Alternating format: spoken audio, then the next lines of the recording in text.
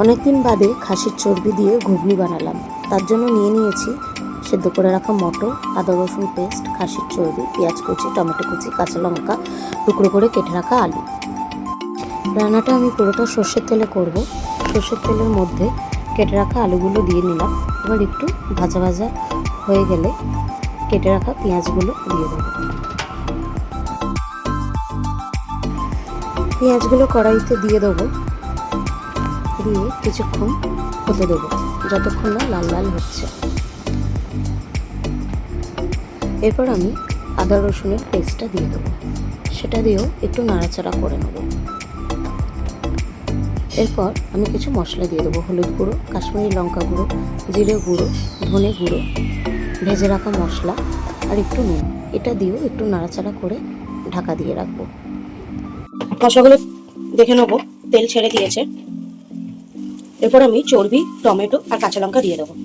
এই চর্বি, টমেটো আর কাঁচা লঙ্কা আমি দিয়ে দেবো, দিয়ে এটা ভালো করে কষবো। তারপর ঢাকা দিয়ে 1 মিনিট অবধি রেখে দেবো।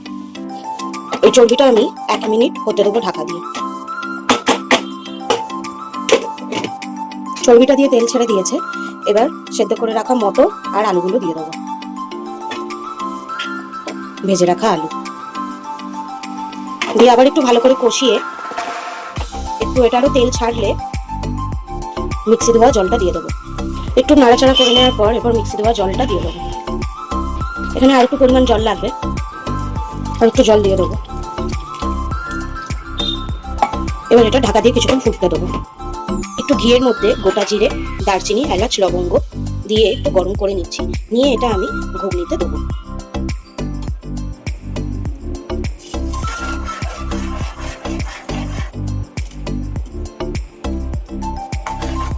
দিয়ে একটু ঢাকা দিয়ে দেবো। ঘুগনিটা আমাদের একদম রেডি হয়ে গেছে। এবার এটা আমি সার্ভ করে দেখাবো। ঘুগনিটা আমাদের রেডি। এবার এতে একটু ভাজা মশলা, একটু শসা পেঁয়াজ কুচি, একটু বিট নুন আর একটু ঝুড়ি ভাজা।